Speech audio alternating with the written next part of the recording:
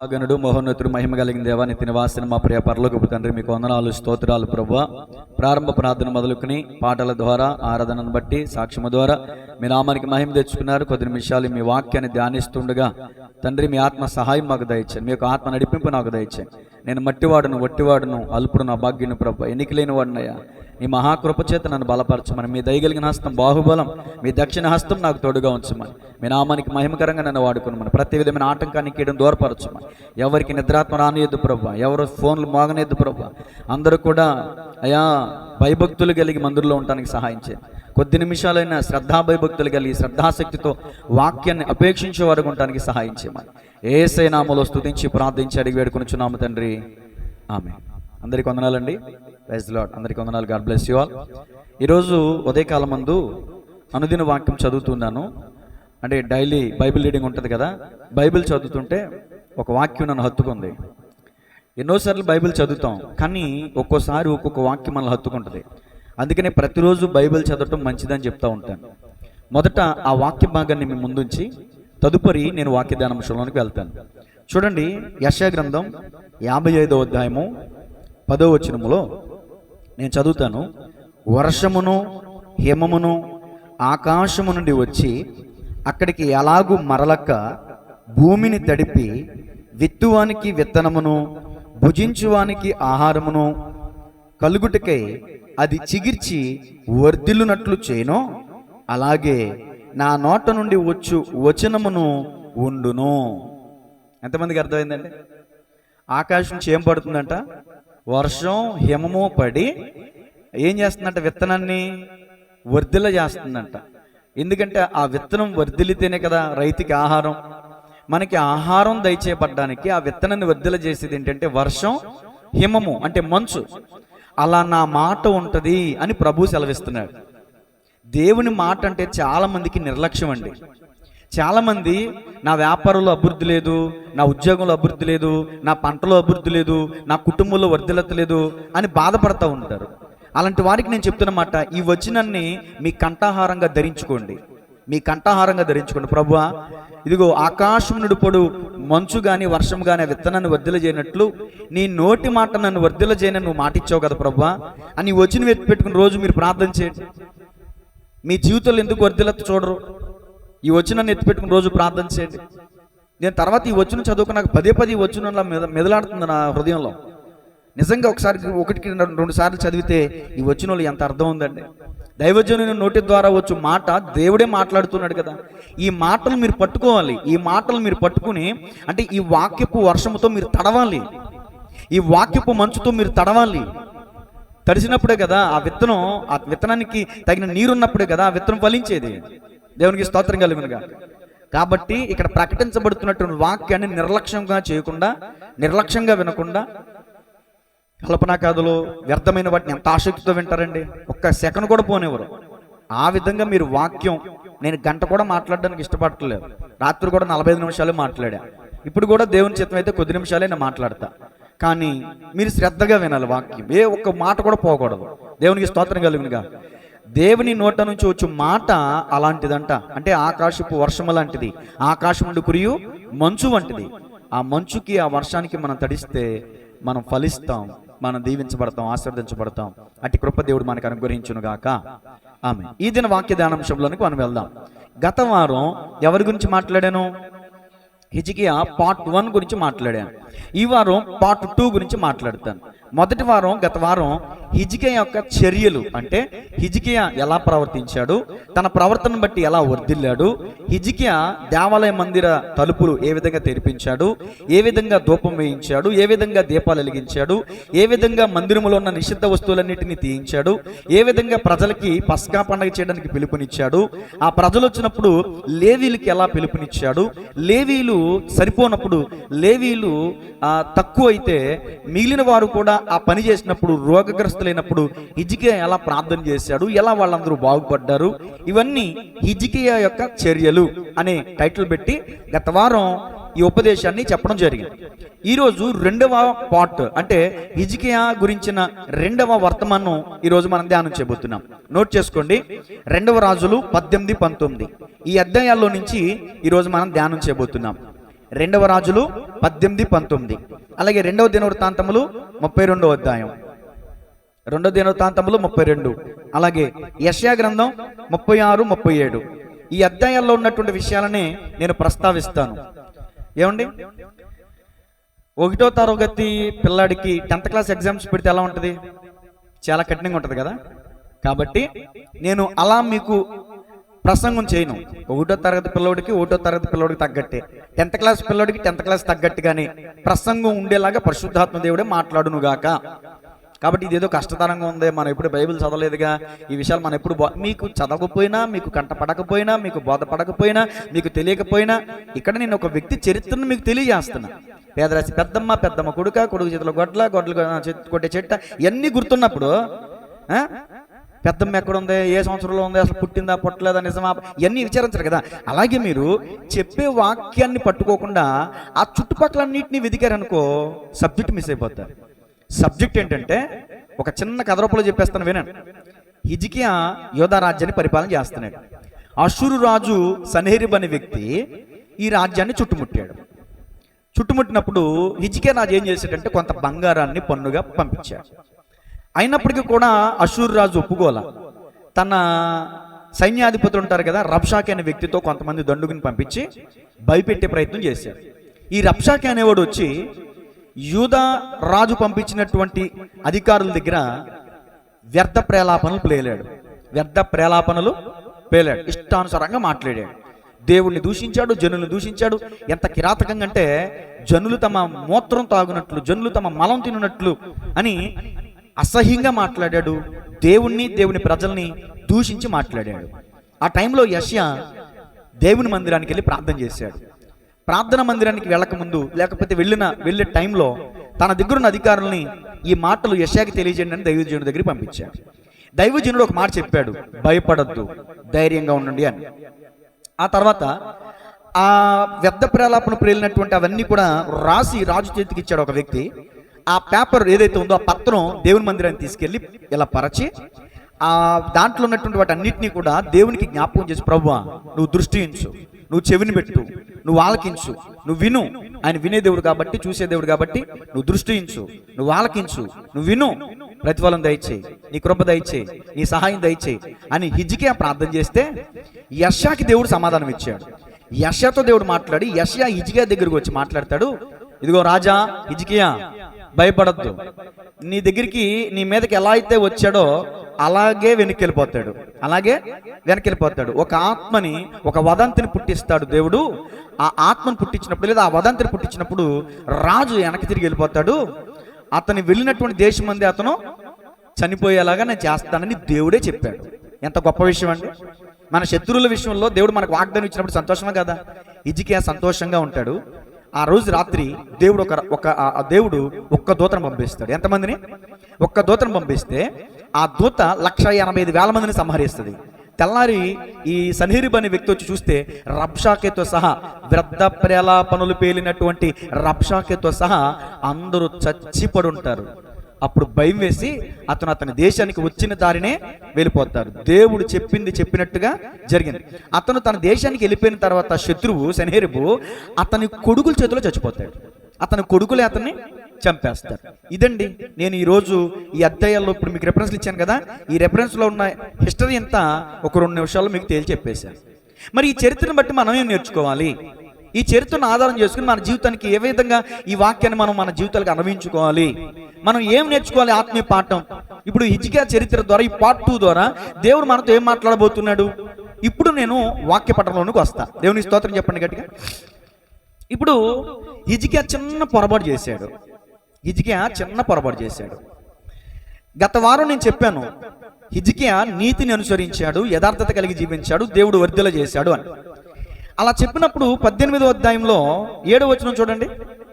తాను వెళ్ళిన చోటనెల్లా జయం పొందెను, అతడు అషూరు రాజునకు సేవ చేయకుండా అతని మీద తిరగబడిను. ఏం చేశాడు అషూరు రాజుకి? అంటే పన్ను ఇవ్వలేదు, అది దాని అర్థం. తిరగబడడం అంటే ఏం కాదు, చెల్లించాల్సిన పన్ను చెల్లించకపోవడమే తిరుగుబాటు.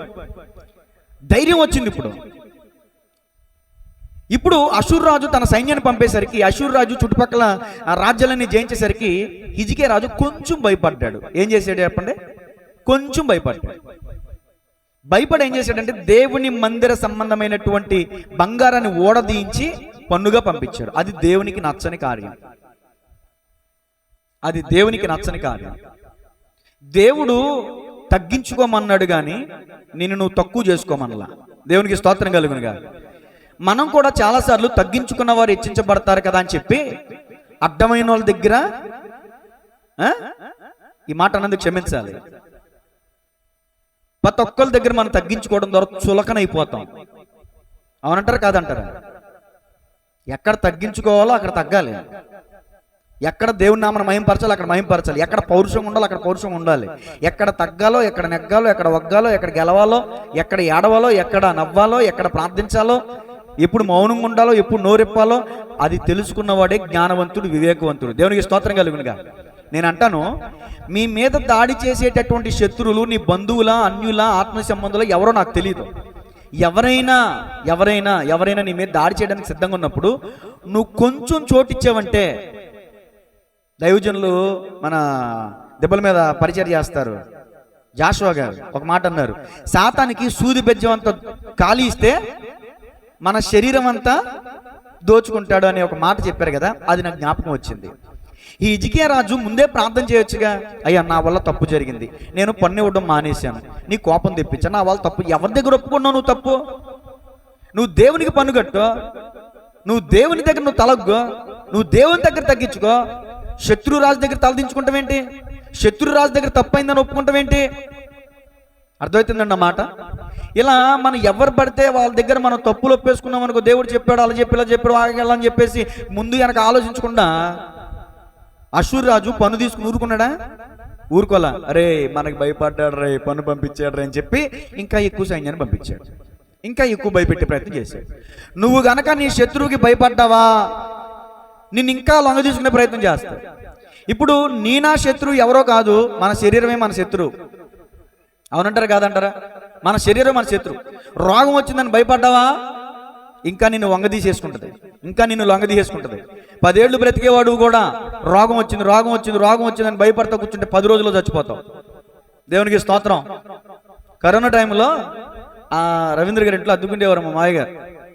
చాలా భయంకరమైన పరిస్థితి. కరోనా వల్ల ఫిజికల్గా కూడా చాలా మెంటల్గా డిప్రెషన్కి లోన్ అయిపోయి పిచ్చి పిచ్చి మాటలు మాట్లాడుతూ ఉండే వ్యక్తి. అబ్బాయి గారు కూడా భయం వేసి క్షణం ఫోన్ చేస్తూ ఉండేవాడు. నేను వెళ్ళి బయట నుంచున్నా, ఆయన లోపల కూర్చున్నాడు.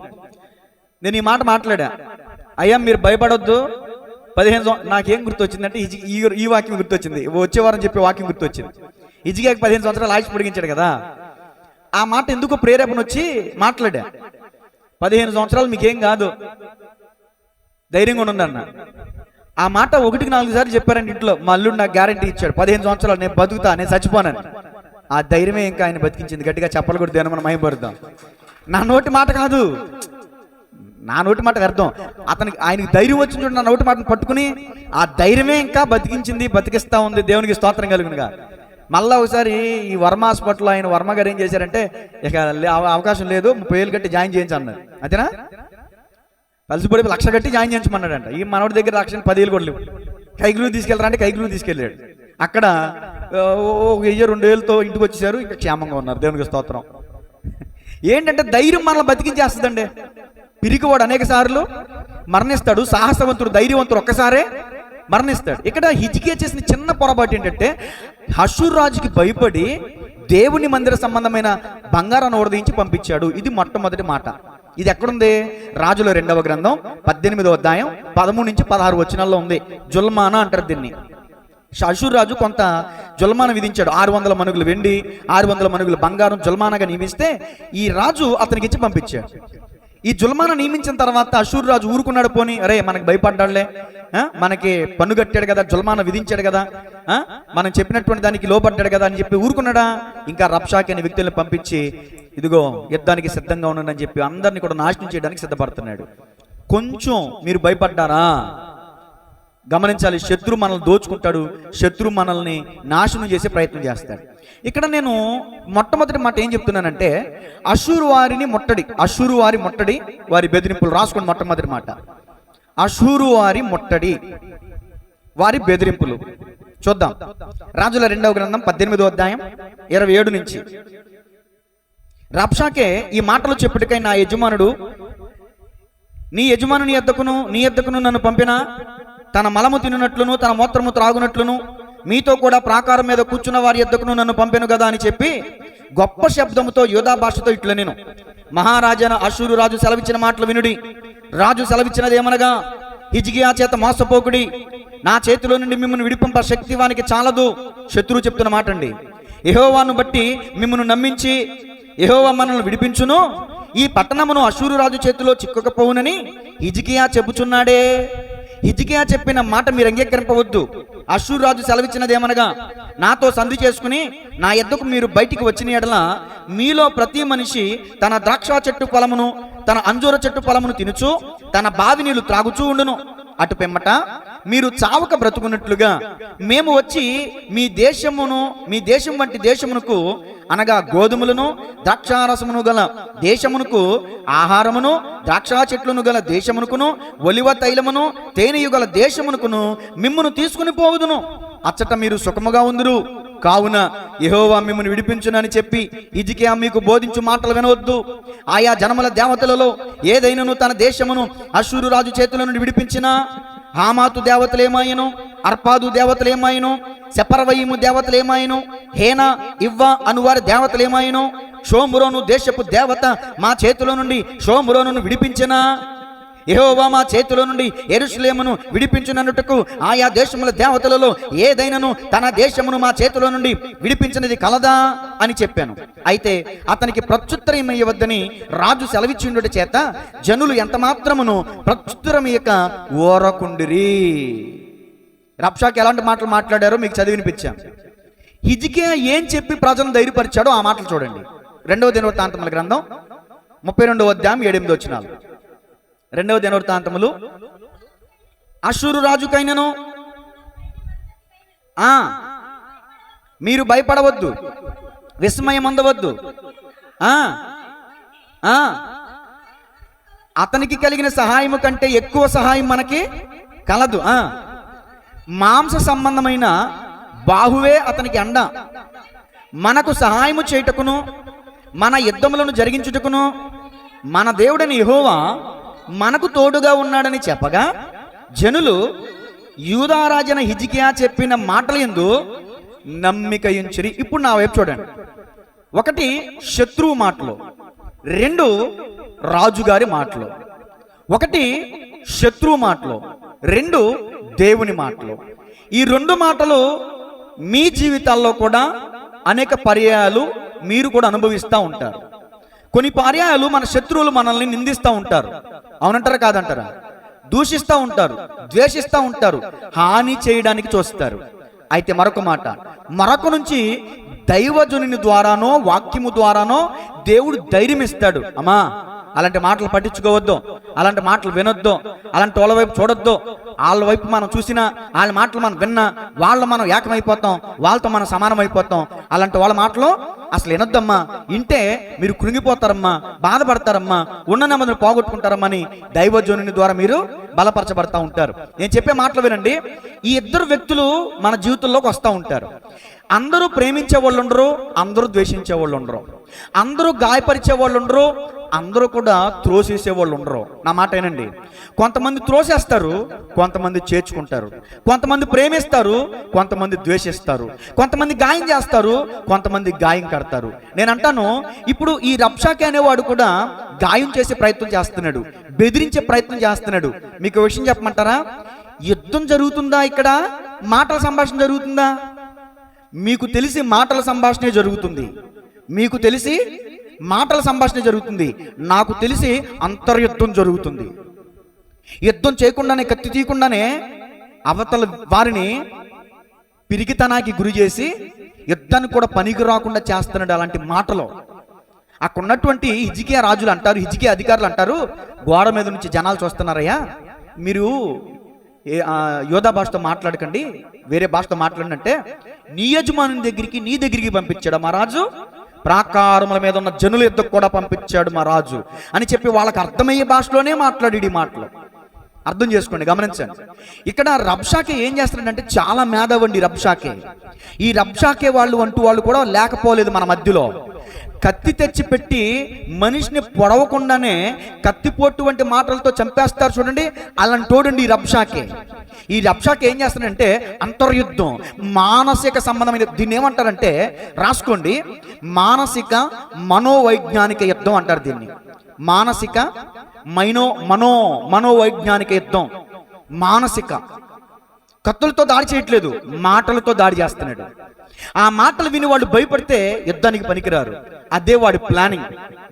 ఆల్రెడీ కొంచెం భయపడ్డాడు కదా, కొంచెం బంగారం పంపించాడు కదా, పని పంపించాడు కదా, ఆల్రెడీ భయపడ్డాడు కదా, ఇంకా భయపెట్టే ప్రయత్నం చేస్తున్నారు. అందుకని నేను చెప్పేదేనండి, యుద్ధం చేయడానికి ధైర్యం అవసరం.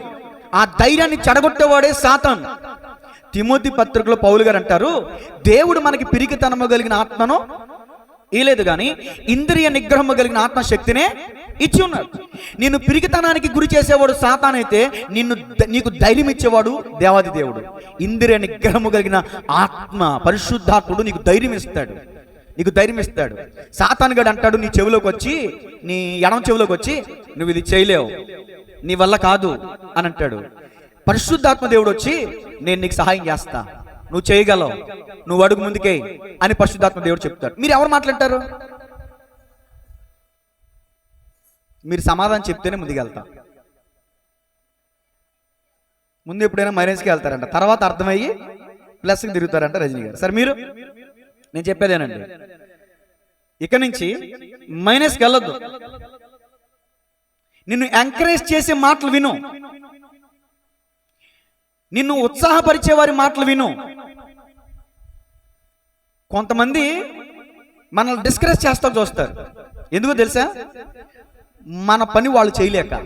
ఇప్పుడు ఫర్ ఎగ్జాంపుల్ వెంకటేష్ ఉన్నాడండి, వెంకటేష్ వ్యాపారం బాగా చేస్తాడు, ఏ మాట కామాట వ్యాపారం బాగా చేస్తాడు. వ్యాపారం వాళ్ళకి ఉన్న వ్యక్తి, దాన్ని ఏమంటారు, దాన్ని ఎరిగిన వ్యక్తి, దాన్ని ఇంకోటి ఏదో అంటారు, వ్యాపారంలో మంచి మెలుకు తెలిసిన వ్యక్తి అనమాట. ఏమంటారు? మెలుకు తెలిసిన వ్యక్తి. కిరణ్ గడ్ వెళ్ళిపోయాడా?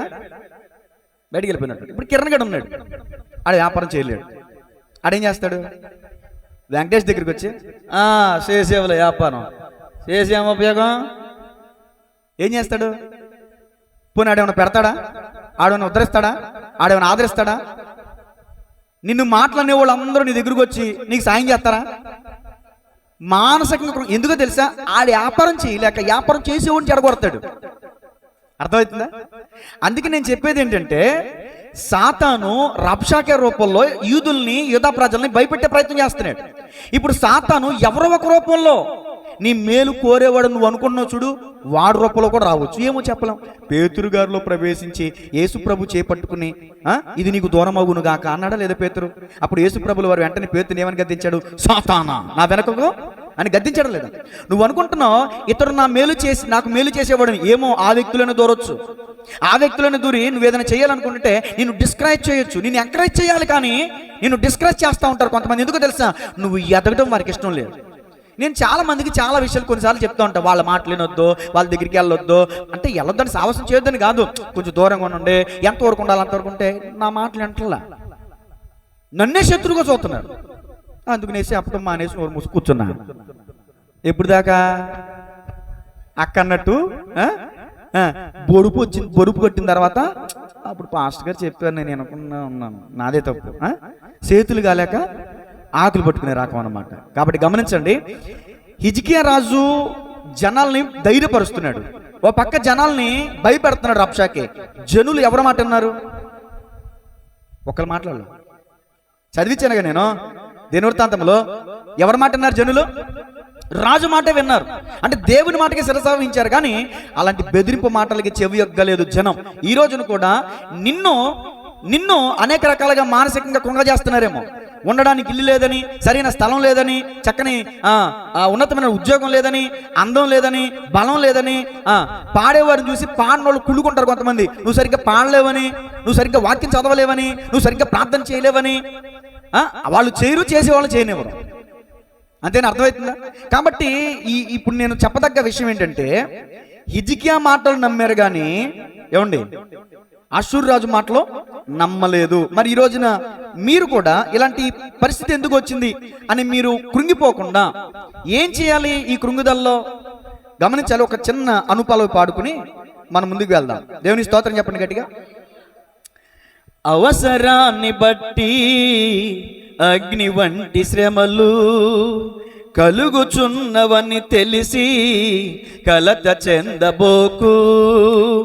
అవసరాన్ని బట్టి అగ్ని వంటి శ్రమలు కలుగుతున్నవని కలత చెందబోకు. నిన్ను పిలిచిన దేవుడు నమ్మదగినవాడు, శోధనలో నిన్ను విడిచిపెట్టిపోడు. కంటి పాపలా తోడుండి నిన్ను కాచుకుంటాడు, కన్న తండ్రిలా తోడుండి నిన్ను ఆదుకుంటాడు. నమ్ము నేస్తమా, ఇది సత్యం, వీడబోకుమా విశ్వాసం. నీ ఆశ నిరాశ కానే కాదు, వేదన ఎందుకు? నీ కన్నీరు కలకాలం ఉండదు, కలతే చెందకు. హల్లెలూయా. మీరేదో ఆశపడ్డారండి. ఆశ తీరటం కోసం మీరు పడే తిప్పలు మామూలు తిప్పలు కాదు, పడే బాధలు మామూలు బాధలు కాదు. ఆ బాధలు మీకే తెలుసు, ఆ కష్టం మీకే తెలుసు, ఆ వేదన మీకే తెలుసు. నాలంటోడు వచ్చి అంటాడు, అంత అవసరమా? ఏమంటాడు? నీకు అంత అవసరమా? అంత ఎగరలేనుడు నీకెందుకు? ఉన్నంతలో చూసుకుంటే సరిపోదా? ఉట్టిగా ఎగరలేనమ్మంట ఆకాశానికి ఎగురుతాను అందంట. ఏ నీకు అవసరమా అని అంటారు. అప్పుడు వాళ్ళు ఏం చేస్తారు? నిజమే కాబోలు, తప్పు చేస్తున్నానంటావా? మనుషుల మాటలు వింటే అలా చేరవలసిన గమ్యాన్ని కూడా మనం చేరకుండా పోతాం. మనం ఆశపడ్డప్పుడు వాళ్ళని వీళ్ళని అడిగి ఆశపడ్డామా? ఆశపడ్డం నీ వంతు, దాన్ని తృప్తిపరచడం నా దేవుని వంతు. గట్టిగా చెప్పలు కూడా ధ్యానం మనం మహిమపడతాం. ఆశగల ప్రాణాన్ని తృప్తిపరుస్తానని ఆయన అంటే నీ ఆశలు నిరాశలు చేయాలని, నీ గమ్యాన్ని నువ్వు చేరకుండా నిన్ను అడ్డుకోవాలని అనేక మంది ప్రయత్నాలు చేస్తూ ఉంటారు. ఈరోజు ఉదయం జర్మియా గారు చక్కని మాట చెప్పారు. చిన్న షార్ట్ వీడియో, అది మన గ్రూప్లో కూడా పెట్టా. మన్ను అడ్డుకుందని ఆ మొక్క విత్తకుండా ఆగిపోతుందా? రాళ్ళు ఉన్నాయని చెప్పి ఆ మొక్క మొలకెత్తే మొలక ఆగిపోతుందా? రాళ్ళను సైతం లెక్క చేయకుండా, చీకటిని సైతం లెక్క చేయకుండా, మన్నుని సైతం లెక్క చేయకుండా ఆ వేరు ఎదిగి ఫలిస్తుంది కదా. మరి నువ్వు ఫలించడానికి నీకు ఇబ్బంది ఏంటి? మన్ను అడ్డుకుందని మొలకెత్తకుందువా, రాళ్ళు రువుతారని ఫలించకుందువా.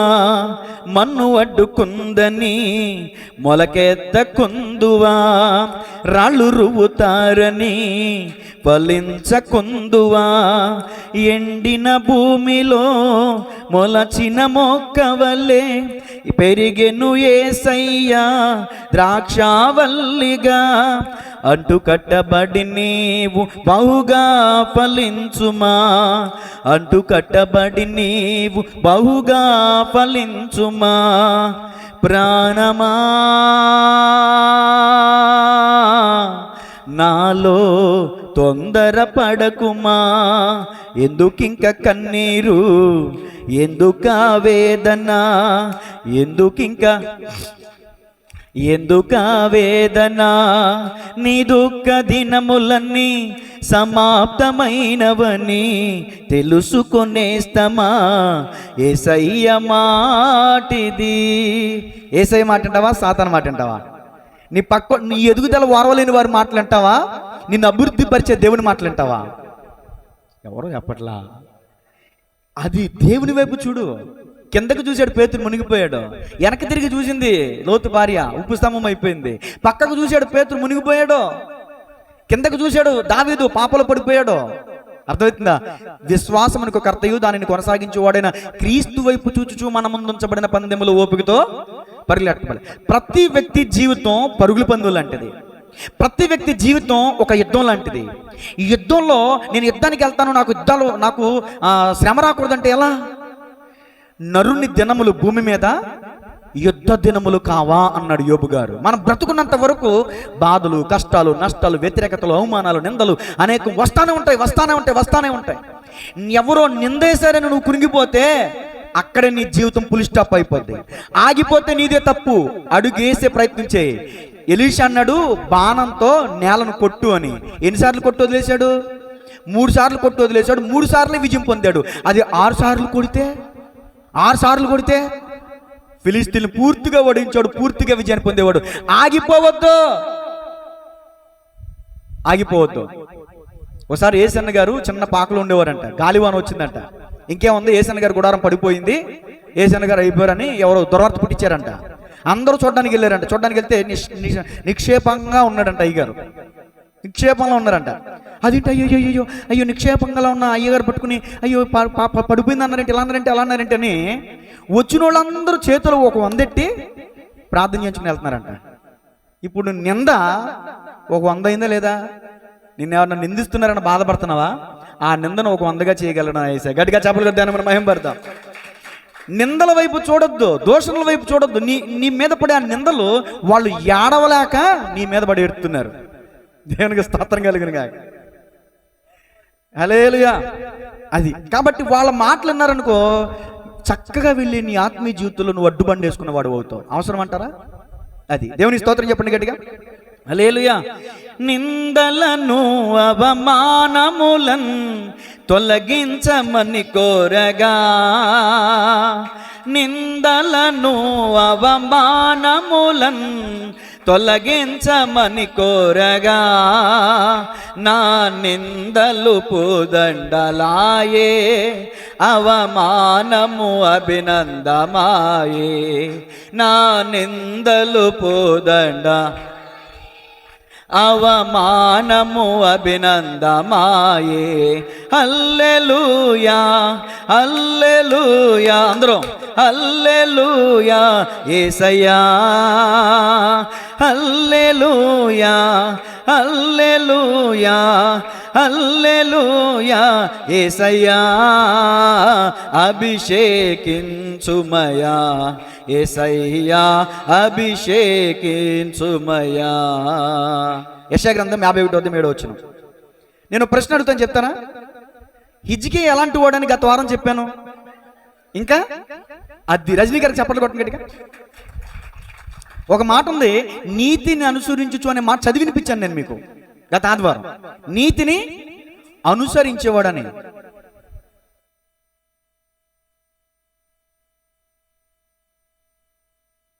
దేవుని స్తోత్రం చెప్పండి. నీతిని అనుసరించు వారులారా. అమ్మా నా మాట వినండి. నా బోధను హృదయమందుంచుకొను జనులారా ఆలకించుడి. మనుషులు పెట్టు నిందకు భయపడకుడి, వారి దూషణ మాటలకు దిగులు పడకుడి. ఇప్పుడు నీతిని అనుసరించి వారితో దేవుడు చెప్తున్న మాట. మనుషులు పెట్టే నిందలకి భయపడుతున్నారా? బెదిరిపోతున్నారా? బెదరమాకండి. పురుగులాగా చూస్తారు కొంతమంది మనల్ని. నా పెళ్లిలో మొన్న నెల ఆశ్రదకుడికి వచ్చిన రవణ పాట పాడారు, కీబోర్డ్ ప్లేయర్. అప్పుడు ఆయన ఏం పాట అంటే అది, పురుగల్లే నన్ను నలిపోయా చూసినా. ఆ మాట ఏం పాట అది? అవమానాలను ఆశీర్వాదముగా, నిందలన్నిటినీ అవమానాలను ఆశీర్వాదముగా, నిందలన్నిటినీ దీవెనలుగా మార్చి, నేను వేసే ప్రతి అడుగులో నీవే నా దీపమై, నేను వేసే ప్రతి అడుగులో నీవే నా దీపమై, చిరునవ్వుతో నింపిన యేసయ్యా, చిరునవ్వుతో నింపిన యేసయ్యా. ఆరాధన ఆరాధన ఆరాధన నీకే, ఆరాధన ఆరాధన ఆరాధన నీకే, నా కనుల వెంబడి కన్నీరు రానీయక, నా ముఖములో దుఃఖమే ఉండనీయక, చిరునవ్వుతో నింపిన యేసయ్యా. హల్లెలూయా. ఇంకో వచనం కూడా ఉంటుంది, అది కూడా చాలా బాగుంటుంది. పురుగల్లే నన్ను నలిపోయా చూసిననే మాట. ఎందుకంటే నేను ఆ పాట పాడినప్పుడు ఆనంద బాష్పాలు వచ్చినాయి. ఆ రోజు పెళ్ళి జూన్ 3వ తారీఖు 2013. ముందటి రోజు 12వ తారీఖు నా దగ్గర ఎవరు లేరు. మేనమావులు ఉన్నారు, అందరూ ఉన్నారు. ఒకళ్ళేమో ఒక పనికి వెళ్ళారు. కానీ ఆ రోజు అవసరమైన పొయ్యి తీసుకురావడానికి లేరు. ఆ రోజు పెళ్ళైంది. జానకిరమ్మ నా క్లాస్మేట్, ఆడిది కూడా పెళ్ళైంది దెబ్బల మీద. వాడికి యానాలు ఏదో అంటారు కదా, ఫస్ట్ నైట్ తెల్లారితేనే అది పెళ్ళి. నేను అక్కడికి వెళ్తే ఎలా ఉంటుంది? వెళ్ళా, ఎవరు లేదు తెచ్చేవాళ్ళు. బాల్ నేనే తెచ్చుకున్నా, స్టేజ్ నేనే పురమాయించుకున్నా, సౌండ్ సిస్టమ్ అన్ని నేనే. మా ఇంటికాడ నుంచి అక్కడికి వంట చేసి ఇక్కడికి బండ తీసుకెళ్ళేవారు లేరు. బండ బట్టుకెళ్ళి మోసుకుంటే వెళ్తుంటే కళాధర్ గారు కుమారి గారు అన్నారు, ఎన్ని కష్టాలు వచ్చినాయి, ఎన్ని బాధలు వచ్చినాయి అని వాళ్ళ కుటుంబం వచ్చి కూర్చున్నారు. అప్పుడు అక్కడ గట్టిగా చప్పట్లు కొడితే మనం మయం పడదాం. వాళ్ళ కుటుంబం బ్రహ్మాజీ గారు, దుబాసీన్ అన్నయ్య వీళ్ళందరూ వచ్చి నీళ్ళు తీసుకొచ్చారు. నా బాధ చూసి, నా కన్నీళ్ళు చూసి, నా ఏడుపు చూసి తెల్లారి మా నానేమో సుబ్బలాకలో నా కొప్పి నేను ఇంటి పేరు వేయించేవా, బ్యాండర్ మీద వేయించి బ్యాండర్ నరికేస్తాను. ఆయన ఇంటి పేరు లేకపోతే నాకు పెళ్ళి అవుతుంది అన్నట్టు. ఆయన ఇంటి పేరు లేకపోతే నాకు పెళ్ళి అవుతుంది అన్నట్టు. ఆత్మీయులు ఓ పక్క, బంధువులు ఓ పక్క, స్నేహితులు అసలు ఎవ్వరు లేరు. ఎవరు అందరూ వదిలేసినట్టు పరిస్థితి. నా పెళ్ళి అవడం ఆగిపోయిందా? దేవుడే అక్కడ కార్యకర్తగా వహించి నా వివాహాన్ని అద్భుతమైన రీతిలో జరిగించాడు. అన్యులు ఎవరు కూడా పెళ్లి దగ్గర అంతసేపు కూర్చోరు. అన్యులు వచ్చి క్రైస్తవ పెళ్లి ఇదే మొదటిసారి చూస్తున్నాని చాలా మంది దేవుని మహింపరిచిన వాళ్ళు ఉన్నారు. దేవునికి స్తోత్రం కలిగినగా. వివాహం అవడం అయిందా? నా అభివృద్ధిని ఎవరు ఆపారా? ఎవరు ఆపలా. చాలా మంది మనల్ని అలా నలిపేసే ప్రయత్నాలు చేస్తారు. ఇక్కడ మీకు ఒక విషయం చెప్తాను, వినండి. రబ్షాకి ఇష్టం వచ్చినట్టు మాట్లాడాడు. హిజ్కియా రాజు అధికారులు చెప్పిందల్లా ఏం చేస్తున్నారు చెప్పండి? రాసి ఆ లెటర్ తీసుకెళ్ళి రాజుకి ఇచ్చారు. ఎందుకు బదులు మాట్లాడలేదు చెప్పండి? రాజుగారు అన్నారు, అది రమ్య గారు కొట్టని చెప్పటం. నేను రెఫరెన్స్లు చదివించాను ఇంతకుముందు. నేను వాళ్ళు ఎన్నైనా మాట్లాడిని. అధికారులారా మీరు మాత్రం మాట్లాడద్దు, మౌనంగా వచ్చండి అన్నాడు. మౌనమే సమాధానం, కాలమే పరిష్కారం. దేవునికి స్తోత్రం కలిగినగా. నీ శత్రువుల ఎదుట, నీ శత్రువులు నిన్ను ఎంత నిందించినా, ఎంత హింసించినా, ఎంత దోషణ మాటలు మాట్లాడినా నువ్వు మౌనంగా ఉంటూ నేర్చుకో. ఇక్కడ మనం నేర్చుకోవాల్సినటువంటి పాఠం అదే. జనులు అక్కడ అధికారులు సైతం రబ్షాకే పలికినటువంటి మాటలకి బదులు మాట్లాడలేదు. ఎందుకంటే రాజుగారు బదులు మాట్లాడొద్దు అన్నారు. నువ్వు బదులు మాట్లాడొద్దు. నువ్వు మాట్లాడకుండా నోరు మూసే, నీ పక్షంగా దేవుడు నోరు తెరుస్తాడు. దేవునికి స్తోత్రం కలుగును గాక. మోషే మీద జనులు నోరు తెరిచారు. మోషే ఏమన్నాడు? ఏమనలా. దేవుడు నోరు తెరిచాడు. భూమి నోరు తెరిచింది. భూమి నోరు తెరిచి అందరినీ మృంగేసింది. ఇంకెక్కడున్నారు శత్రువులు? నీ శత్రువులు కూడా నామరూపాలు లేకుండా వెళ్తారో జాగ్రత్త. నీ శత్రువులు ఎవరైతే నీ అభివృద్ధిని చూసి వారలేకపోతున్నారో, నీ యందు అసూయ పడుతున్నారో, నిన్ను నిందించి దూషించి ప్రతి దినం నీ గురించే తమ ఆలోచనలు, మీ గురించే తమ తలంపులు, నిన్ను ఎలా పాడు చేయాలి, ఎలా నాశనం చేయాలి, ఎలా నిన్ను డిస్కరేజ్ చేయాలి, ఎలా నిన్ను నీ జీవితంలో పైకి వెళ్లకుండా చేయాలని అనేక మంది నీ శత్రువులు, నీ బంధువులు, నీ రక్త సంబంధులు, నీ ఇరుగు పొరుగు వారు ఒకవేళ నీ మీద కక్ష కట్టేశారేమో, నువ్వు ఎలా ఉండాలి ఈ రోజు నుంచి? అందరూ చెప్పట్లు, ఒకళ్ళిద్దరు చెప్తున్నారు. మీరు కూడా ఎగమంటే ఎడ్డమంటే తట్టమంటే వెళ్ళిపోతాడు. మౌనంగా ఉండండి, దేవుడు నోరు తెరుస్తాడు. దేవునికి స్తోత్రం కలుగునుగా. సరే, ఇప్పుడు రెండు మాటలకు వస్తున్నాను. శ్రమలో హిజ్కియా ఏం చేశాడు, మనం ఏం చేయాలి? అది ఓర్పు ఒకటి. రెండు ఇంకేం చేశాడు? ప్రార్థన చేశాడు. ఏం చేశాడు శ్రమలో? మీ అందరికీ ఒక డౌట్ రావాలి. ఏమంటే ఇజ్రాయిల్ రాజులు ఎక్కడా కూడా నీతి కలిగి లేరు. వాళ్ళకి శత్రువులు వచ్చారంటే, శత్రువుల చేతికి దేవుడు వాళ్ళని అప్పగించాడంటే సరే. మరి మీరే చెప్పారు కదా గత వారం, హిజ్కియా నీతిని అనుసరించి నడుచుకున్నాడు, యథార్థంగా నడుచుకున్నాడని. మరి శత్రువులు ఎందుకు వచ్చారు? పరీక్ష పెట్టడానికంట సిస్టర్ గారు చెప్తున్నారు. ఏ తప్పు చేయలేదు కదా హిజ్కియా, మరి శత్రువు ఎందుకు వచ్చాడు?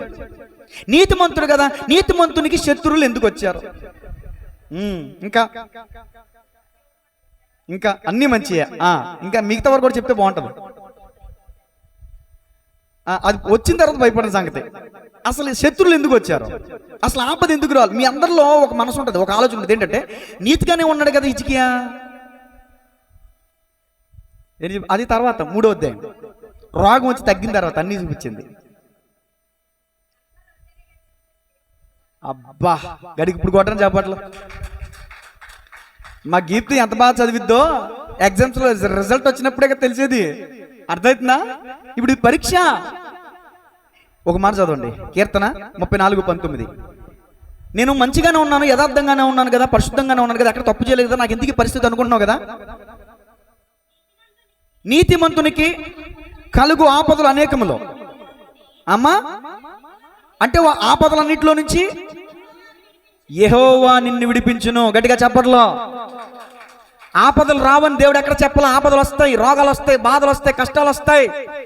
యథార్థంగా బతికినా, నీతిగా బతికినా, హిజ్కియాని చుట్టూ ముట్టడేసినట్టు నువ్వు ఎంత మంచిగా బతికినా నీ చుట్టూ కూడా శత్రువులు వేస్తూ ఉంటారు. నువ్వు తప్పు చేసేవని కాదు, నీ మంచి అనేకులకి వెల్లడవటం కోసం, అది నీ విశ్వాసం అనేకులకి వెల్లడవటం కోసం. దేవునికి స్తోత్రం కలుగును గాక.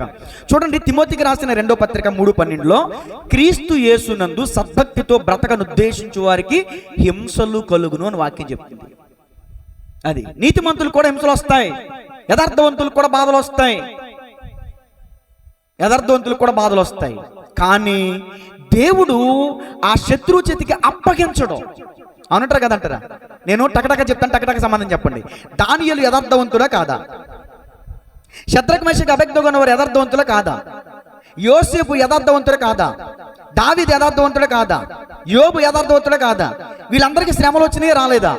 ఈ శ్రమలో దేవుడు వీరిని విడిచిపెట్టేశాడా? మరి దేవుడు నిన్నెందుకు విడిచిపెడతాడు? నువ్వు ఏ పాపం చేయలేదని నీ మనసాక్షికి నువ్వు తెలిసినప్పుడు, ఏ పాపం చేయలేదు, నేను ఎవరికి చీమకు కూడా అపకారం తలపెట్టిన నా బతికెందుకు తగలడిందని ఎన్నోసార్లు నిన్ను నువ్వు తగ్గించుకున్న పరిస్థితి లేకపోలేదు. అందుకని దేవుడు నీతో మాట్లాడుతున్నాడు. అలాంటప్పుడు చీమకు కూడా అపకారం చేయని మనిషివైతే, ఎవరిని నొప్పించిన మనిషినివైతే, ఎవరిని బాధ పెట్టిన మనిషివైతే, ఎక్కడ ఎలాంటి అపరాధం చేయని మనిషివైతే, నీకు కష్టం వచ్చినప్పుడు నువ్వు ఎందుకు కృంగిపోవాలి? ఆ కష్టం వచ్చినప్పుడు దేవుడు నిన్ను ఆ కష్టం నుంచి విడిపించగలిగిన శక్తిమంతుడు కాదా? దేవునికి స్తోత్రం కలుగునుగా. హిజ్కియా మొదట బంగారాన్ని పంపించాడేమో, కానీ ఆ తర్వాత లొంగిపోవడానికి ఇష్టపడలా. దేవుని మందిరానికి వెళ్ళి ప్రార్థన చేయడం ప్రారంభించాడు. యాకోబు పత్రికలో రాయబడింది, మీకు శ్రమ కలిగేనా ఏం చేయండి? తూర్పు తిరిగి దండం పెట్టడం ఉందా? మరి చెప్పరే, ఆ మాట పూర్తి చేయరా? మీ ఎన్నిసార్లు వినిపించాను ఉపవాస ప్రార్థనకు వచ్చే వాళ్ళకి? అందరికీ తెలియదు కానీ ఈ మాట ప్రతిసారి ఉపవాస ప్రార్థన చెప్తాను కదా. మీకు శ్రమ కలిగేనా? అతను ఏం చేయాలంట? ప్రార్థన చేయాలండి. మీకు శ్రమ కలిగితే, బాధ కలిగితే ప్రార్థన చేయండి. మోకాళ్ళు వేసి కన్నీళ్ళు విడిచి ప్రార్థన చేయండి. ఎందుకో తెలుసా? దేవుని సన్నిధిలో విడిచే కన్నీరుకి విలువ ఉంటుంది. ఆ కన్నీరు కవిలో భద్రం పరచబడి ఉంటుంది. ఆ కన్నీరు యొక్క విలువ మనుషులకు తెలియకపోవచ్చు. నా యేసయ్య కన్నీటిని లెక్కిస్తాడు, ఆ కన్నీటికి విలువనిస్తాడు. అందుకని కన్నీరు దేవుని సన్నిధిలో విడవండి. దేవునికి స్తోత్రం కలుగునుగా. హిజ్కియా కన్నీళ్లు విడిచి ఒక రాజు అయినప్పటికీ దేవుని మందిరానికి వెళ్ళి ప్రార్థన చేస్తున్నాడు. ఏమని తెలుసా? అయ్యా, నా శత్రు చేతుల నుంచి నన్ను విడిపించు. శ్రమ కలిగినప్పుడు నువ్వు ప్రార్థన చేయాలి, ఓకే. శ్రమ కలిగినప్పుడు నువ్వేమైపోకూడదు. అది ఇప్పుడు అమ్మాజీ గారు కొట్ట చెప్పట్లేదు. శ్రమ దినమన నీవు కృంగిన ఎడల చేతకాని వాడవగుదువో. శ్రమలో ఉన్నటువంటి వ్యక్తి ఏం చేయాలనే మాట, ఈ 2 మాటలు మనం నేర్చుకుంటున్నాం. శ్రమలో ఉన్నావా, అనారోగ్యంలో ఉన్నావా, ఆపదల్లో ఉన్నావా, అప్పుల్లో ఉన్నావా, ఏ స్థితిలో ఉన్నావా నాకు తెలియదు.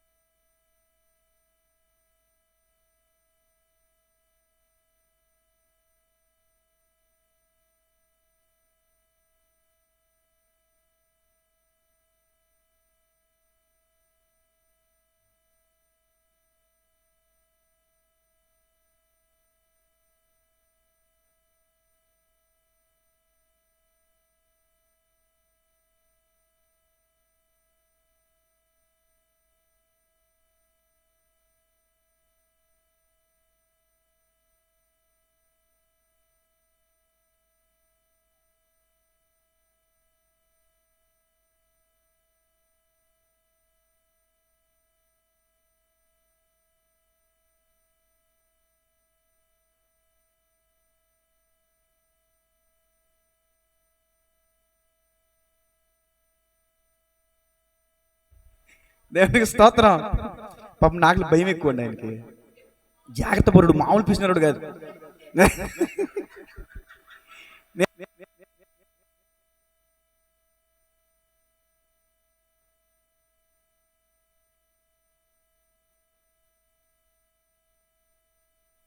అలాగే ఎవరికైనా కొత్త రోగాలు వస్తూ ఉంటాయి, ఓ టెన్షన్ పడిపోతూ ఉంటారు. ఎందుకు అంత టెన్షన్? మనకంటే ముందు వాళ్ళు ఎన్నో అనిపించి వెళ్ళిపోయారు. మరి పిల్ల పాపల పెళ్ళి, పిల్లలు, ఒక సంసారం అంటే మాటలా అనేక ఉంటాయి. బతుకు దినమంతా కూడా అనేక వస్తూ ఉంటాయి. అది వస్తూ ఉంటే పోతూ ఉంటాయి. ఇప్పుడు వెలుగు రాత్రి అయితే చీకటి వస్తుంది, మళ్ళీ తెల్లారితే వెలుగు వస్తుంది. వానకాలం వాన, శీతాకాలం మంచు, వేసవకాలం ఎండ. అదేంటో పోయే కాలం. ఇప్పుడు వేసవకాలంలో అన్ని పడుతున్నాయి, వానకాలంలో అన్నీ వచ్చేస్తున్నాయి. ఎప్పుడు యాసకాలం, ఎప్పుడు వర్షాకాలం తెలియట్లేదు. ఇప్పుడు దేవుని స్తోత్రం. నేను చెప్పే మాట ఏంటంటే, హిజ్కియా రెండవ పర్యాయం భయపడలా. రెండోసారి శత్రువులను పంపించినప్పుడు భయపడలా. దేవుని మందిరానికి వెళ్ళాడు. భయమో చెందకు భక్తుడా, ఛాయాల్లో చూసి. చప్పట్లు కొట్టిన అందరూ కూడా రెండోసారి పాడండి. భయమో చెందకు నీవు, దిగులు చెందకు నీవు, దిగులు చెందకు నీవు, యెహోవా ఉన్నాడు. ఓ భక్తుడా, ప్రాణం పెట్టిన, జీవమిచ్చిన యెహోవా ఉన్నాడు. ఓ భక్తుడా, ప్రాణం పెట్టిన. బబులోను దేశమందున ఆ భక్తులు ముగ్గురు బొమ్మకు మ్రొక్కనందున పట్టి బంధించి రాజు అగ్నిలో పాడవేసి, నాలుగో వాడు తిరగలేదా? ఓ భక్తుడా, రాజు రమ్మని పిలువలేదా? ఓ భక్తుడా. దేవునికి స్తోత్రం. ఇప్పుడు ఆ నాలుగవ వ్యక్తిగా యేసు ప్రభుల వారు అగ్నిగుండంలో తిరిగినట్టు. అగ్ని అంటే శ్రమకు సాదృశ్యం. నీ శ్రమలో నీకు తోడై ఉంటాడు. రేపన చెప్పనా, 91వ కీర్తనలో ఉంటుంది. శ్రమలో 91వ కీర్తన 15వ వచనం, శ్రమలో నేను అతనికి తోడై ఉంటా అని ప్రభు చెప్పాడు. మరి దేనికి భయపడాలి నువ్వు? దేనికి దిగులు చెందాలి? దానియేలుని సింహాల బోన్లో పడేశారు. దానియేలును సింహపు బోనుల్లో కాపాడినది నీవే కదా. పాడాలి. దానియేలును సింహపు బోనుల్లో కాపాడినది నీవే కదా. జలప్రలయములో నోవాహు కాచిన, జలప్రలయములో నోవాహు కాచిన బలవంతుడవు నీవే కదా, నీవే కదా, నీవే కదా. హల్లెలూయా, హల్లెలూయా, హల్లెలూయా, హల్లెలూయా. శృతి చేసి నే పాడనా స్తోత్ర గీతం. దేవుని స్తోత్రం చెప్పండి. హల్లెలూయా. దానియేలుని సింహాలకు అప్పగించలేదు, షద్రక్ మేషక్ అబేద్నెగోను వారిని అగ్నిగుండానికి అప్పగించలేదు. ఇక్కడ హిజ్కియా రాజుని అషూరు వారికి అప్పగించలేదు. నిన్ను నీ శ్రమలకి దేవుడు అప్పగిస్తాడా? దిగులు పడకము, కలవర పడకము. రాసుకోండి, దేవుడు మీతో మాట్లాడుతున్న మాట.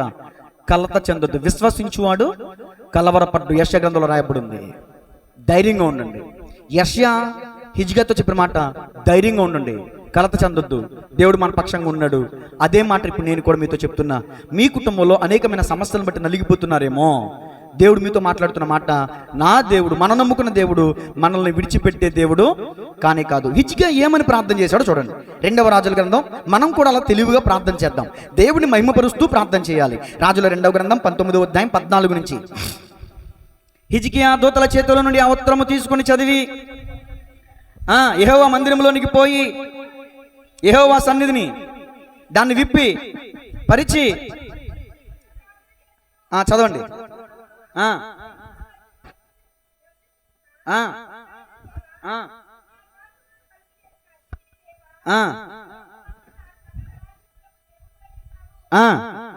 యెహోవా చెవియొగ్గి ఆలకించమంటే ఆయనకి ఏముందని అర్థం?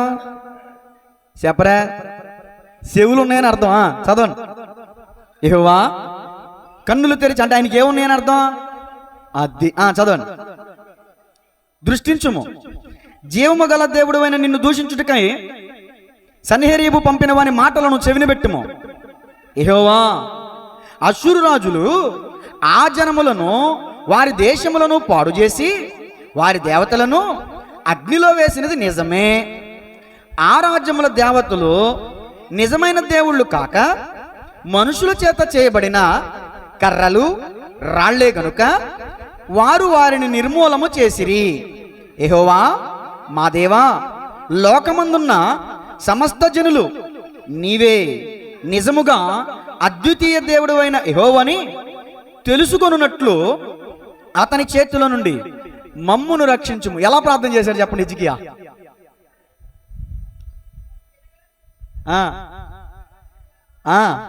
అంతే అంతే. ఇప్పుడు రబ్షాకి వచ్చి అంటాడు, సెపర్వాయిము దేవతలేమాయను, ఆ దేవతలు ఏమైనాయి, ఈ ఊరి దేవతలు ఏమైనాయి, వాళ్ళ దేవతలు వాళ్ళ చేతిలో నుంచి మా చేతిలోంచి వాళ్ళని విడిపించనా? మీ యెహోవా దేవుడు మీ హిజ్కియా రాజు మిమ్మల్ని విడిపించునా అని నమ్మి మోసపోతున్నారా? నమ్మమాకండి, మమ్మల్ని నమ్మండి, బయటికి రండి, మా దగ్గరికి రండి, మీకు ద్రాక్ష తోటలను ఇస్తాం, ఇంకేమిస్తాం, తేనెని ఇస్తాం, తైలం ఇస్తాం. చావు బతుకుల్ని పెడుతున్నాడు అక్కడ అభిషేక వాళ్ళ ముందు, చావు బతుకుల్ని పెడుతున్నాడు. కరువు సమృద్ధి పెడుతున్నాడు. కరువు కావాలా, సమృద్ధి కావాలా, ప్రాణం కావాలా, చావు కావాలా, ఏం కావాలో మీరే నిర్ణయించుకోండి. రెండు తలంపుల మధ్య వాళ్ళని బెదిరించేస్తున్నాడు. మా దగ్గరికి వచ్చారా బతికి బట్ట కట్టేస్తారు, మంచి దేశంలోకి మిమ్మల్ని తీసుకెళ్తాం, మంచి దేశంలోకి మిమ్మల్ని తీసుకెళ్తాం. మా మాట కాదని హిజ్కియా మాటలు నమ్మారా, మేమే మీ దగ్గరికి వచ్చి మిమ్మల్ని సంహరించేస్తాం, కరువు పాలైపోతారు, మిగిలిన వాళ్ళు చావక మిగిలిన వాళ్ళు కరువు పాలైపోతారని మాట్లాడుతూ ఉన్నాడు. కాబట్టి గమనించాలి, మన దేవుడు ఎలాంటి దేవుడు అంటే, ఈ మధ్యకాలంలో ఒక కొత్త పాట రాశారు, అది చాలా అద్భుతమైనటువంటి పాట, అంశానికి తగినటువంటి పాట. దేవుని స్తోత్రం చెప్పండి గట్టిగా, హల్లెలూయా. అగ్నిగుండములో నెట్టివేసిన సింహాల నోటికి నిన్ను అప్పగించిన శత్రువే నీ స్థితి చూచి అతిశయపడుతున్నా, సింహాలని ఎదుటే మృంగివేయ నిలిచిన నాకేల శ్రమ అంటూ కృంగిపోకుమా, తేరి చూడు యేసుని అగ్నిలో నిలిచెను నీకై, శత్రువు చేతికి నిన్ను అప్పగించడు. అందరూ కలిసి పాడదాం, శత్రువు చేతికి నిన్ను అప్పగించడు, సియోను దేవుడే నిన్ను సిగ్గుపడనివ్వడు, కనికరాపూర్ణుడే నీ కన్నీరు తుడుచును. మరలా, సియోను దేవుడే నిన్ను సిగ్గుపడనివ్వడు, కనికరాపూర్ణుడే నీ కన్నీరు తుడుచును, అసమానుడైన వాడు అవమానపరచడు నిన్ను, ఓటమి ఎరుగని మన దేవుడు ఓడిపోనివ్వడు నిన్ను, ఘన కార్యాలెన్నో నీకై చేసిన వాడు కష్టకాలమందు నీ చేయి విడుచునా, అసాధ్యములెన్నో దాటించిన నాదుడు శ్రమలో నిన్ను దాటిపోవునా, సియోను దేవుడే నిన్ను సిగ్గుపడనివ్వడు, కనికరాపూర్ణుడే నీ కన్నీరు తుడుచును. అందరం మరొకసారి, సియోను నిన్ను సిగ్గుపడనివ్వడు, కనికరాపూర్ణుడే నీ కన్నీరు తుడుచును. దేవునికి స్తోత్రం. శ్రమలో మనం ఏం చేయాలి అంటే కృంగిపోకూడదు. కీర్తన 18:6లో భక్తుడు కీర్తనకారుడు అంటాడు, నా శ్రమలో నేను యెహోవాకి మొరపెట్టి తిని ఆయన నన్ను విడిపించెను. కీర్తన 18:27 శ్రమలో నేను ప్రార్థించగా యెహోవా నన్ను రక్షించెను. కీర్తన 34:17 నీతిమంతులు మొరపెట్టగా యెహోవా ఆలకించును. రోమపత్రిక 5:3 శ్రమలో ఓర్పు పరీక్షను నిరీక్షణను కలిగినని ఎరుగుదము, అట్టి నిరీక్షణ మనలను సిగ్గుపరచదు. రోమ 12:12 శ్రమల యందు ఓర్పు గలవారై ప్రార్థన యందు పట్టుదల కలిగి ఉండండి. గట్టిగా చెప్పలు కూడా దేవుని మనం మహిమపరుద్దాం. శ్రమలో ఏం చేశాడు హిజ్కియా అంటే, దేవుని మందిరానికి వెళ్ళి ప్రార్థన చేశాడు. ఆ రబ్షాకి మాట్లాడిన మాటలన్నీ దేవుని సందులు విప్పి పరచి వాటన్నిటినీ దేవునికి వినిపించి, అయ్యా నీకు చెవులున్నాయి విను, నీకు కళ్ళున్నాయి నువ్వు దృష్టించి చూడు, నువ్వు చూడకపోవడానికి నువ్వు గుడ్డివాడమేమి కాదు కదా, నువ్వు వినకపోవడానికి నువ్వు చెవిటివాడమేమి కాదు కదా, నువ్వు సహాయం చేయకపోవటానికి నీ హస్తమేమి కొరచేమి కాదు కదా. దృష్టి నుంచి చూడు, నీ జనులమైన నీతిగా బ్రతికేటటువంటి మాకు ఎలాంటి పరిస్థితి వచ్చిందో ఒకసారి చూడు. దేవునితో నువ్వు డైరెక్ట్గా దెబ్బలాడే అవకాశం నీకుంది. దేవుని నిలదీసే పరిస్థితి నీకుంది నువ్వు నీతిగా బతికినప్పుడు. అవినీతిగా బతికి నువ్వు దేవుణ్ణి ప్రశ్నించలేవు. ఇక్కడ రెండు మాటలు చెప్తున్నాను వినండి. శ్రమ 2 రకాలు. రాజకుమారి గారు, ఎన్ని రకాలు? 2 రకాలు. జాగ్రత్తగా వినండి. మేలు చేసి శ్రమ చెప్పండి. 2 కీడు చేసి శ్రమ. మేలు చేసి నువ్వు శ్రమ అనుభవిస్తే అది నీకు హితము, కానీ కీడు చేసి శ్రమ అనుభవిస్తే అది నీకు హితం ఎలా అయింది? ఒకడు తప్పిదమునికే దెబ్బలు తిన్న ఎడలా అది అతనికి హితం ఎలా అయింది? అర్థమవుతుందా? కాబట్టి శ్రమ నీకు ఎందుకు వచ్చింది ఒకసారి ఆలోచించు.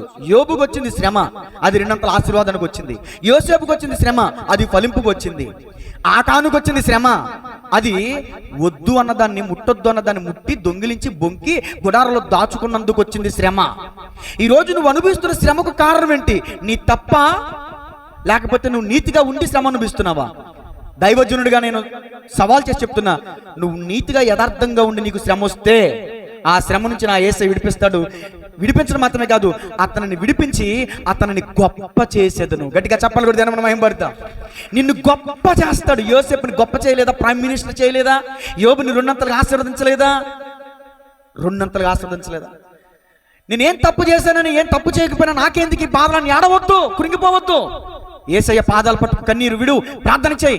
ఆ శ్రమలో నిన్ను విడిపించి నిన్ను గొప్ప చేసి దీర్ఘాయువు చేత నిన్ను తృప్తిపరుస్తాడు. దేవునికి స్తోత్రం కలుగునుగా. 2 మాటలు పూర్తయిపోయినాయి. 3వ మాట రాసుకోండి. 3వ మాట, దేవుని సమాధానం యెహోవా వాక్కు. ఇప్పుడు యెషయాకి దేవుడు మాట్లాడాడు. యెషయా వచ్చి హిజ్కియాతో చెప్తున్నాడు. రాజుల 2వ గ్రంథం 19వ అధ్యాయము 27వ వచనం చదవండి. బయలు వెలుటయో లోపలికి వచ్చుటయో నా మీద వేయు రంకెలను, మా జాగ్రత్తగా చదువుతున్నప్పుడు వినండి, నేను ప్రశ్నేస్తా, ఓకేనా? నీవు కూర్చుండుటయు బయలు వెలుటయు లోపలికి వచ్చుటయు నా మీద వేయు రంకెలను నాకు తెలిసే ఉన్నవి. తర్వాత 28వ వచనం, నా మీద నీవు వేయు రంకెలను నీవు చేసిన కలహమును నా చెవులలో వచ్చెను గనుక నా గాలమును నీ ముక్కునుకు తగిలించేదను, నా కళ్ళు నీ నోట్లో పెట్టి నిన్ను మళ్ళిస్తా, నీవు వచ్చిన మార్గముననే నిన్ను వెనక్కి మళ్ళింపజేస్తా. ఈ మాటలు ఎవరెవరితో చెప్పారు? ఇజ్రాయేలు దేవుడైనా యెహోవా చెప్పారు. ఇప్పుడు నేను అడుగుతున్న ప్రశ్న, రబ్షాకే ఎవరి మీద రంకెలేసాడు చెప్పండి. ఇంకా ఇంకా కొన్నేళ్ళు గారి కోటం చాపట్లు చదవండి, జాగ్రత్తగా అడుగుతాను అన్నాను. ఇప్పుడు రాజకుమారి పిన్నం చాలా భయభక్తురాలు, దేవుడు అంటే చాలా యథార్థత, చాలా నమ్మకస్తురాలు. ఉత్తు పుణ్యాన పక్క ఆమె ఎవరో వచ్చి ఆమెను మాట్లాడినారు. ఇప్పుడు ఆ మాటలు ఎవరిని అన్నట్టు? రాజకుమారి గారిని కాదా, ఆమె విశ్వాసం ఉంచిన దేవుడిని అన్నట్టు. నమ్మితే గట్టిగా చెప్పలు కూడా దేవుని మనం మహిమపడతాం. మీకు అర్థం అవ్వాలి ఈ మాట. దేవుడే స్వయంగా అంటాడు, నా మీద వేయు రంకులు నేను విన్నా అంటున్నాడు. అక్కడ యోధా ప్రజలు నీతి గల వాళ్ళు కదా, నీతిమంతుడైనటువంటి దేవుడు అంటాడు, అరే రబ్షాకే, నువ్వు రంకులేసింది ఎవరి మీద తెలుసా? నా మీద వేసావు. నువ్వు నిందలేసింది ఎవరి మీద తెలుసా? నా బిడ్డ మీద. అంటే నా మీద వేసావురా నువ్వు నింద. ఊరుకుంటాడండి దేవుడు? నువ్వు నీతి యథార్థతలు కలిగి జీవిస్తే, నీ మీద ఎవరైనా నిందలేస్తే నీవు నమ్ముకున్న దేవుడు ఊరుకుంటాడా? మట్టి కరిపించేస్తాడు. కేల్ కథం దుకాణం బంద్ అంటారు చూడండి, ఇల్లు సర్దేసుకుంటామే కదా కంచికి, ఇక మనం ఇంటికి. అక్కడ అలాగే ఉందండి. ముక్కుకి ఏం తగిలిస్తాడంట? గాలం. నోటికి కళ్ళు. నీ శత్రువుల నోటిని మూయించగలిగిన దేవుడు నా దేవుడు. ఇప్పుడు నువ్వు బాధపడుతున్నావు కదా, దేవుని సన్నిధిలో నువ్వు యథార్థంగా బతికి ఎవరు చేతను నువ్వు నిష్కారణంగా నిందలు పడ్డావు కదా, అవమానం భరించావు కదా, ఆ అవమానాన్ని బట్టి నా దేవుడు నీకు ఇస్తున్నటువంటి వాగ్దానం ఏంటో తెలుసా? ఈరోజు నిన్ను నిష్కారణంగా నిందించిన వారి ముక్కుకి నేను గాలం వేస్తా, వారి నోటికి కళ్ళెం పెడతా, వాళ్ళని వెనక్కి పారద్రోల జయిస్తా. నీ మీద పడు శత్రులు 1 త్రోవలో వచ్చి 7 త్రోవలు పారిపోతారు. గట్టిగా చెప్పలు కూడా మనం ఏం పడతాం. ఇది దేవుని వాగ్దానం. నువ్వు నీతిమంతుడు అయితే, యథార్థపరుడు అయితే, ఈ వాగ్దానం నీ జీవితంలో నెరవేర్చబడుతుంది. ఆమేన్ చెప్పండి. ఆమేన్. 4వ మాట రాసుకోండి, ఒక 5-10 నిమిషాలు ముగిస్తాను. 4 మాట. 1వ మాట అష్షూరు వారి ముట్టడి, వారి బెదిరింపులు. 2వ మాట శ్రమలో హిజ్కియా ఏం చేశాడు? ప్రార్థన చేశాడు. శ్రమలో హిజ్కియా యెహోవాను ఆశ్రయించాడు. మనం కూడా యెహోవాను ఆశ్రయించాలి. తర్వాత 3వ మాట దేవుని సమాధానం అంటే వాగ్దానం. వాక్కు జరగబోయేది ముందుగా తెలియజేశాడు దేవుడు. ఇప్పుడు రాజుల 2వ గ్రంథం 19వ అధ్యాయం 35 నుంచి 37 వచ్చిన యెహోవా దూత యుద్ధం హిజ్కియాకి విజయం. మాట రాసుకోండి. యెహోవా దూత యుద్ధం హిజ్కియాకి విజయం. ఇప్పుడు చదవండి 2వ రాజుల గ్రంథం 19వ అధ్యాయం 35 వచనం. ఆ రాత్రి అంటే ఏ రాత్రే?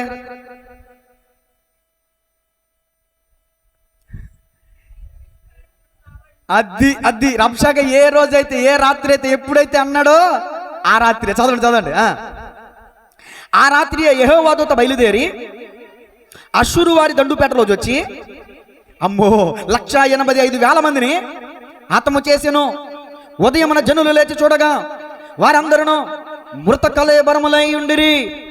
అష్షూరు రాజున సన్హెరీబు తిరిగిపోయి నినివే పట్టణమునకు వచ్చి నివసించిన తర్వాత అతడు నిస్రోకు అను తన దేవత మందిరమందు మురొక్కుచుండగా అతని కుమారులైన అద్రల్మేకును షరేజెరును ఖడ్గముతో అతని చంపి అరారాతు దేశంలోనికి తప్పించుకుని పోయి. ఇప్పుడు శత్రువు ఏమైపోయాడు చూడండి.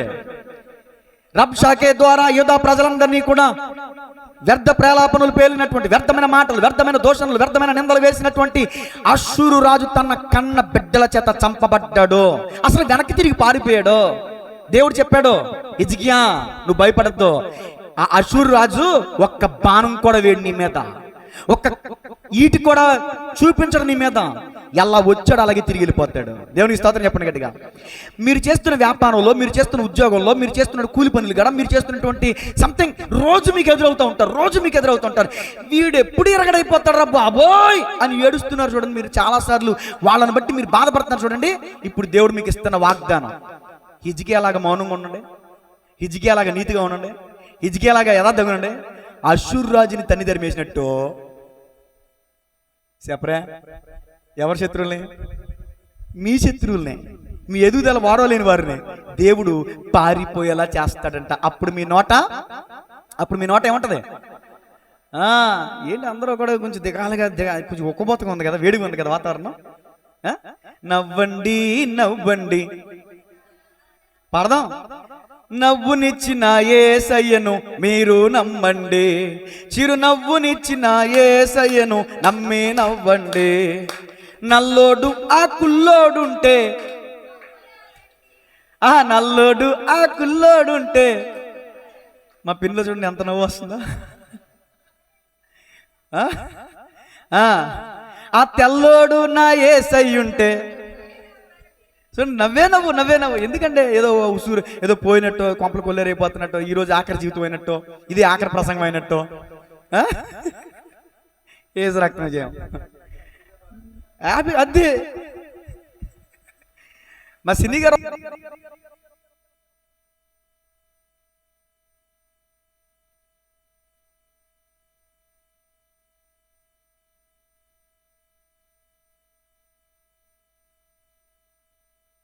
దేవునికి స్తోత్రం.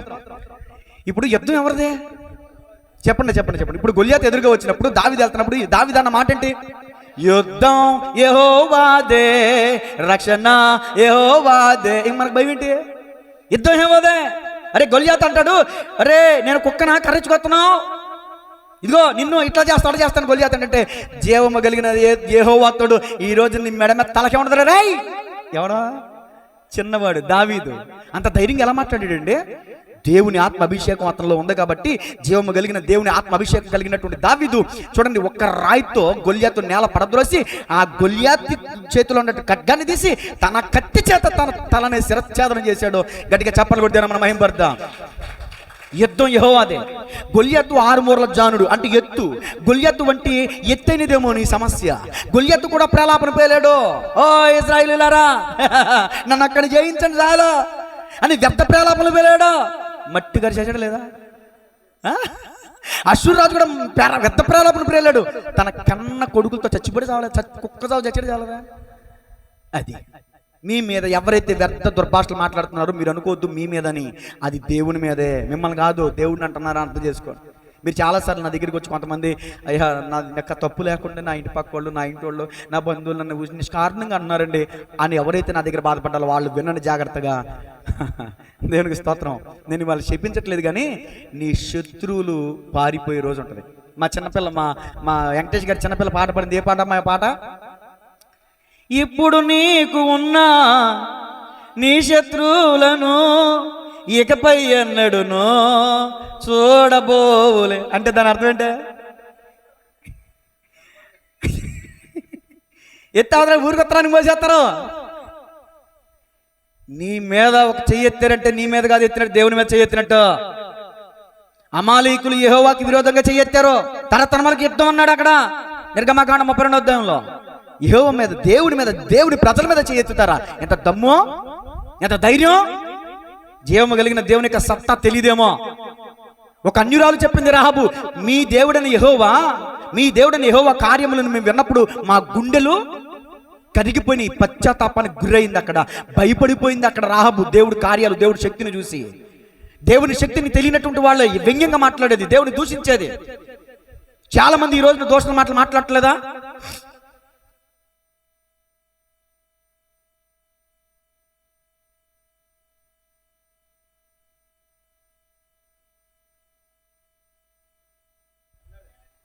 వ్యర్థ ప్రలాపనలో ఆడుగో రోజు ఉంది. దేవుడు పెట్టేశాడు ఫుల్ స్టాప్.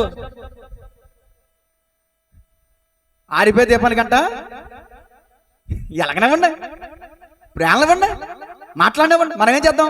మౌనంగా ప్రార్థన చేద్దాం. ప్రభువా కొద్దిగా ఒక ఈజీగా ఏమన్నాడు? నీకు కళ్ళు ఉన్నాయిగా నువ్వు చూడు, నీకు చెవులు ఉన్నాయిగా నువ్వు విను. వాళ్ళ దేవతలలాగా నువ్వు చెవిటోడు గుడ్డోడు కాదు కదా, నేను ప్రార్థన చేస్తాను విను అంటే విన్న దేవుడు సమాధానం ఇచ్చాడు. అది నీ ప్రార్థన, నా ప్రార్థన ఆలకించి సమాధానం ఇచ్చే దేవుడు మన దేవుడు. కర్ర, రాయి, ఇత్తడి, ఇనుము వంటి వాటితో చేసిన వాడు కాదు యెహోవా. గట్టిగా చెప్పలు కొట్టేనా మహిమపడదా. మనుషుల చేత తయారు చేయబడిన వాడు కాదు, మనుషుల చేత సృజింపబడిన వాడు కాదు యెహోవా. యెహోవా అనే మాటకు అర్థం స్వయంభవుడు, తనకు తానుగా సృజింపబడిన వాడు అని అర్థం. అయ్యా నువ్వు కర్ర, రాయి, ఇత్తడి, ఇనుము వంటి వాటితో చేయబడిన వాడు కాదుగా. దృష్టించు, నా సమస్యను చూడు, నా పరిస్థితిని చూడు అని ప్రార్థన చేసిన హిజ్కియాలాగా నువ్వు ప్రార్థన చేయి. దేవునికి స్తోత్రం కలుగును. యెహోషాపాతుకి నలుదిక్కుల నుంచి వచ్చేసారండి శత్రుల్లో.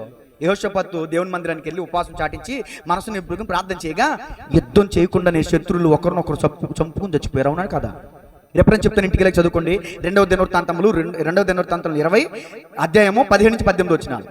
యెహోషాపాతు కాలంలో దేవుడు అక్కడ వాళ్ళు యుద్ధం చేయనవలా, శత్రువులు యుద్ధం చేయనవలా. అసలు యెహోషాపాతు కత్తి కూడా ఎత్తలా, కానీ శత్రువులు ఒకరినొకరు నరుకుని చచ్చిపోయారు. కీర్తన 144:10 వచ్చిన చదవండి, నేను ముగిస్తున్నాను. కీర్తన 144:10. కీర్తన 144:10 ఒకటోసారి. నీవే రాజులకు విజయము దయచేవాడవు, దుష్టుల ఖడ్గము నుండి నీవు నీ సేవకుడైన దావీదును తప్పించేవాడు. దావీదుని తప్పించాడు, హిజ్కియాని తప్పించాడు, ఇప్పుడు నిన్ను తప్పిస్తాడు, నన్ను తప్పిస్తాడు. దేవునికి స్తోత్రం చెప్పండి. రాజులకు సైతం విజయం కలుగజేసేవాడు ఎవరు చెప్పండి? యెహోవా. కత్తి చేత కాదు, ఖడ్గము కాదు, ఈటె కాదు, బల్లెము కాదు, యెహోవా వల్లనే రక్షణ. దేవునికి మహిమ కలుగును గాక. ఎర్ర సముద్రాన్ని 2 పాయలుగా చేసింది ఎవరు? టకటక చెప్పండి, కొంచెం అందరూ కలిసి చెప్పండి. ఎర్ర సముద్రాన్ని 2 పాయలుగా చేసింది ఎవరు? ఐగుప్తు సేనను నేట ముంచింది ఎవరో? ఇశ్రాయేలుకి శాశ్వతమైన విడుదల ఇచ్చింది ఎవరో? గొలియాతు నేల పడగొట్టింది ఎవరో? శత్రువులను వెనక్కి తరిమేలా చేసింది ఎవరో? అష్షూరు రాజు వెనక్కి వెళ్ళిపోయేలా చేసింది ఎవరో? తన ఊరు తన బిడ్డల చేతని చచ్చిపోయేలా చేసింది ఎవరో? మరి ఇన్ని తెలిసినటువంటి మీరు ఈ రోజు నుంచి మీ శ్రమలకి భయపడద్దు. ఎవరో మిమ్మల్ని నువ్వు చేయలేవు, నీ వల్ల కాదు, నీ వల్ల కాదు, నీకంత టాలెంట్ లేదులే, నీకంత సత్తా లేదులే, నువ్వంత పుడింగువా అని ఎవరైతే నిన్ను నిందించి, హింసించి, నిన్ను తగ్గించి, నిన్ను డిస్క్రైబ్ చేసి, నిన్ను అవమానించి, జనాల్లో నిన్ను వ్యర్థంగా వెల్లడి చేశారో వాళ్ళ నోళ్ళు మోతలు పడి ఒక రోజు ఒకటి ఉంది. గట్టిగా చప్పలు కొడితేనే మనం భయపడతాం. వాళ్ళందరూ నిన్ను చూసి తల దించుకునేలా నీ తల పైకి ఎత్తబోతున్నాను యేసయ్య. గట్టిగా చప్పలు కొడితేనే మనం భయపడతాం. దేవునికి మహిమ కలుగును గాక. తంబుర చేత పట్టుకుని మిరియం అంటుంది, అబ్బా నిర్గమాకాండం 15:21 వచ్చినాం. ఆయన మిగులు అతిశయించి గుర్రములను రథములను నేట ముంచినని ఎంత అద్భుతంగా పాడుతుందా కదా. ఆ పాట పాడుకుని ముగించుకుందాం. నా శత్రువులు నన్ను, అందరూ కలిసి పాడదాం. పాడాలి గట్టిగా. నా శత్రువులు నన్ను చోటి నన్ను నరకపు పాశము నరికాటి నన్ను వరదవలే భక్తి హీనులు పోలేనా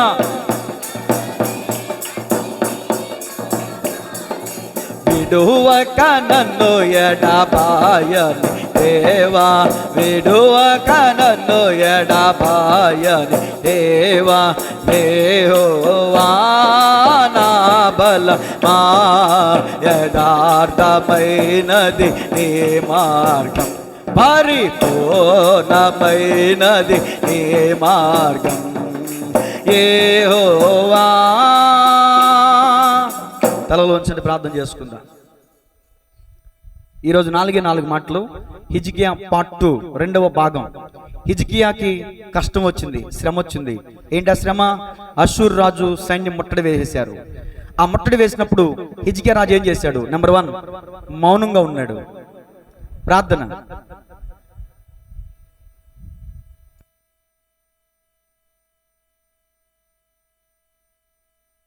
ప్రార్థన చేయండి అందరూ కూడా. నెంబర్ 1, ముట్టడి వేసిన సమయంలో హిజ్కియా ఏం చేశాడు? మౌనంగా ఉన్నాడు. నెంబర్ 2, ఏం చేశాడు? ప్రార్థన చేశాడు. నెంబర్ 3, ఏం పొందాడు? సమాధానం పొందాడు. నెంబర్ 4, ఏం పొందాడు? విజయం పొందాడు. 4 మాటలు. నెంబర్ 1 మౌనం, నెంబర్ 2 ప్రార్థన, నెంబర్ 3 సమాధానం, నెంబర్ 4 విజయం. 4 మాటలు దృష్టిలో పెట్టుకుని ప్రార్థన చేయండి. హిజ్కియా ఎలా ప్రార్థన చేశాడో మీరు కూడా అలాగే ప్రార్థన చేయండి. యెహోవా మహిమగల దేవా, సైన్యములకు అధిపతైన దేవా, దేవుని మహిమపరుస్తూ ప్రార్థన చేశాడు. దేవుని యందు విశ్వాసం ఉంచి ప్రార్థన చేశాడు.